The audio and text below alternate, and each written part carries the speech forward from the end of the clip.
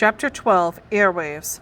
Within a week after the article was published in the Westfield Gazette, the kids at the junior high and the kids at the high school had stopped using the word pen and had started using the word Frindle. They loved it. Nick became sort of a hero for kids all over town, and he quickly learned that being a hero, even if you're only a local hero, isn't a free ride. It has a price. People noticed Nick when he walked into his dad's hardware store or when he stood in line at the penny pantry to buy a candy bar. He could feel it when someone recognized him, and it made him shy and awkward. Kids at school started expecting him to be clever and funny all the time. And even for a kid as smart as Nick, that was asking a lot.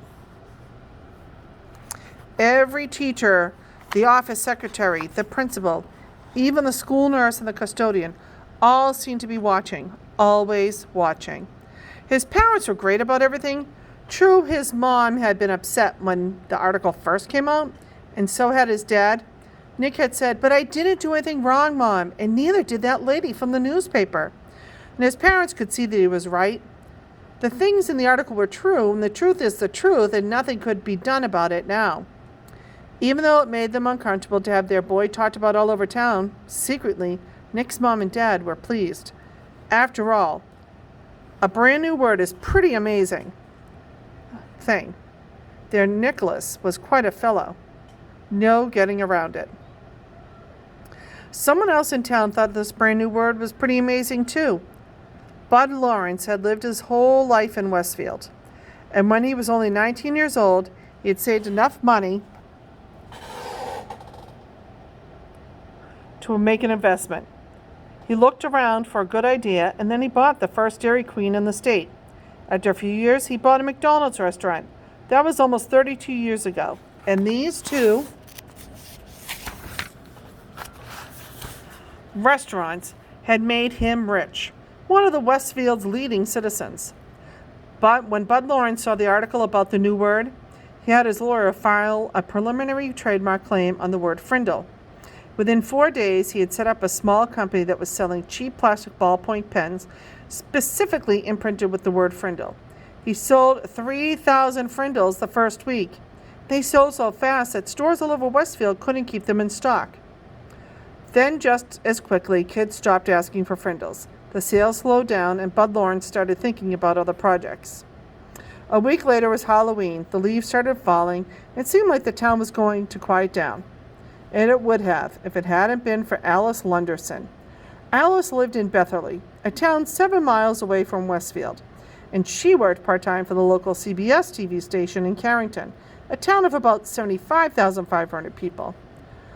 When there was an important area news, disasters like floods or tornadoes, or sometimes she came across little stories that seemed like cute or original, then Alice would call the station news managers in Carrington. If it was a good story, or if it was a day when not much else was happening in the world, then the TV station would send out a van with a camera crew to shoot some videotape. Alice subscribed to all the small town newspapers in the area to keep up with local events. Most of them were published on Thursday, and they arrived at her house by Monday or Tuesday. Then it took her a day or so to look through them all. On Wednesday morning, she finally saw the article of the Westfield Gazette about the word war. She read it through twice and looked carefully at the class photograph. She was sure that this story was a winner. The TV station manager in Carrington agreed with her. He called the CBS station in Boston because sometimes Boston picked up stories from the Carrington newsroom. The woman in Boston thought the story had some real zip to it, so she called the network news editor in New York. When the facts of the Westfield Gazette article got to New York, the staff there loved it. They looked over the scheduled sheet for the week and decided it would be the perfect closing story for the CBS Evening News for the next day. Thursday, orders flew back through the telephone links from New York to Boston to Carrington to Betherly. By Wednesday at noon, Alice had a go order to take the story all the way. It was her first piece to get onto the national news, and 20 million viewers would see it. Alice Lunderson and her camera crew stood on Mrs. Granger's front porch Wednesday after school. Mrs. Granger was not impressed at all by the lights and the microphones. She looked right into the cameras and said, I have always said that the dictionary is the finest tool ever made for educating young minds, and I will say that. Children need to understand that there are rules about words and language, and those rules have a history that makes sense. And to pretend that a perfectly good English word can be replaced by a silly made-up word just for fun of it, well, it's not something I was ready to stand by and watch without a fight. And have you lost that fight, Mrs. Granger? Asked the reporter. Mrs. Granger turned her eyes up to nearly full power, and she looked into the camera, and with a pale smile, she said, "It's not over yet." When Alice and the crew showed up at Nick's house, the Allen family was ready for them. Mom and Dad sat on the couch with Nick between them. Nick squinted into the lights. His mom had worked out with Nick what he would say and what he couldn't say. "You remember, young man," she had told him as she combed his hair, "these reporters are just looking for a quick story. They'll make some excitement. But you have to stay here and live in this town, so mind your P's and Q's." As they sat there on the couch, Mrs. Allen had her foot on top of Nick's under the coffee table. And if she pushed down, it meant that the reporter had just asked questions that she was going to answer for him. Mrs. Allen did not trust reporters. "So tell me, Nick, why did you make up this new word, Frindle?" asked Mrs. Lunderson. Nick gulped and said, "Well, my teacher, Mrs. Granger, said that all words in the dictionary were made up by people, and that they mean what they mean because we say they do. So I thought it'd be fun just to make up a new word and see if that was true." "And were you surprised when Mrs. Granger got mad about that?" asked Alice with a smile. There was a push on Nick's foot, and his mother said, "We never felt that Mrs. Granger got angry.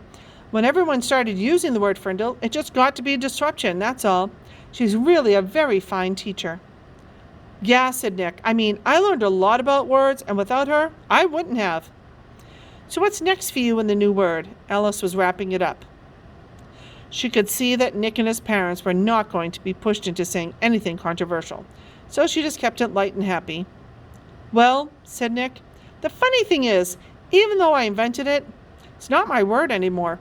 Frindle belongs to everybody now, and I guess everyone will figure out what happens together." Alice had a short chat with the worried-looking Mrs. Chatham and a smiling Bud Lawrence, maker of the official Frindle. Then she shot her opening bit and her closing bit. The camera crew drove back to Carrington to edit all the pieces and put them together into a 2-minute news story. The next night, when all the serious news about wars and oil prices and world food supplies had been talked about on the CBS Evening News, the anchorman looked into the camera and smiled. He said, "It is believed by many that the word quiz was made up in 1791 by a Dublin theater manager named Daly. He had bet someone that he could invent a brand new word in the English language, and he chalked up the letter quiz onto every wall and building in town. The next morning, there it was. Within a week, people all over Ireland were wondering what it could mean, and the new word had been created. Quiz is the only word in English that was invented by one person for no particular reason. That is until now. Now there's a new word, Frindle. And here is Alice Lunderson in Westfield, New Hampshire with the story." Alice came on the screen with a short introduction. Then, right there on TV, Mrs. Granger and Nick and Bud Lawrence and Nick's mom were talking to 20 million people about Frindles. One of those 20 million people was a producer for The Late Show with David Letterman. And another one of those 20 million people was a staff writer for People magazine. Another one was a writer for 321 Contact magazine for kids. Dozens of other writers and producers and marketing people saw the story on the news, and all of them smelled a great story. During the next 3 weeks, every man, woman, and child in America heard about this funny new word that kids were using instead of the word pen. And kids in Ohio and Iowa and New York and Texas and California started using it too. Bud Lawrence was suddenly flooded with orders for anything with the word Frindle on it, and he quickly got interested again. But there were some complications. Bud's lawyer said, "You see that stack of orders there? Trouble. That's what that is. We got a trademark filed, but but it's only like an application. The whole country knows that that little kid made up the word. And unless you make a deal with his dad, you're going to end up with nothing, maybe even a big fat lawsuit. That kid owns that word. When Mr. Allen came home at lunchtime,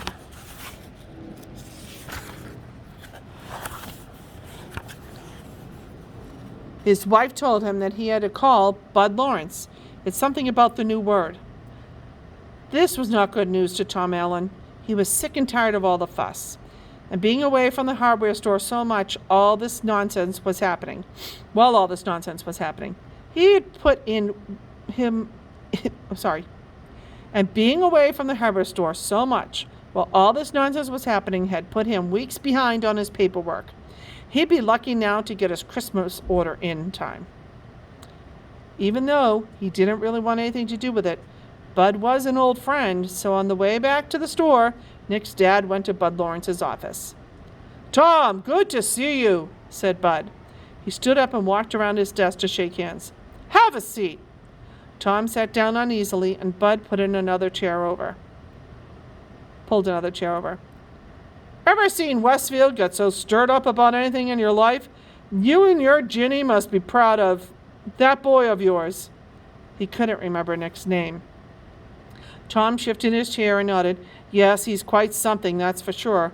But I tell you, Bud, I'm ready for all this to just die down and blow away. Too much fuss." Instantly, Bud saw how to get what he wanted. "Well, Tom, I'm afraid it's not really going to go away. Looks like something started up. And people are real interested. You probably saw those bright red ballpoints around town with the word Frindle on them. That was my doing. Just testing the waters. But your boy, he owns that word. I got my lawyer to apply for a trademark a few weeks back because that's the way I am. New things come along, I like to get right there in the middle of it." He grinned at Tom Allen, and Tom smiled back weakly. "Right now I got a shirt printer in Massachusetts and another in Chicago and another one in Los Angeles making t-shirts with the word Frindle above the picture of a pen. I mean a Frindle. Each supplier has orders so far for over 20,000 shirts. Profits on every one of those is going to be $2, maybe $3. And I'm talking with some big pen and pencil companies in Hong Kong and Japan about a deal that could be worth some really big money. They've seen this Frindle thing in the media, and they want to buy the rights to the trademark and make a new line of Frindles for kids. I'm not kidding. This is a hot idea." Bud guessed right. Just the thought of all this made Tom shrink back uncomfortably in his chair. It was way too much fuss. "Tom, let me be direct with you. As the boy's guardian, you need to do the right thing about all this. I like to see where all this is going to go. I'm going to take some risks, spend some money to see what happens, but I need your permission. I need your signature on these trademark papers, and I need to strike a deal with you about permission to use that trademark. I know it seems like a big ruckus about a word, but we just can't help what's to come of it until we take some steps." Bud pointed at the papers on the desk.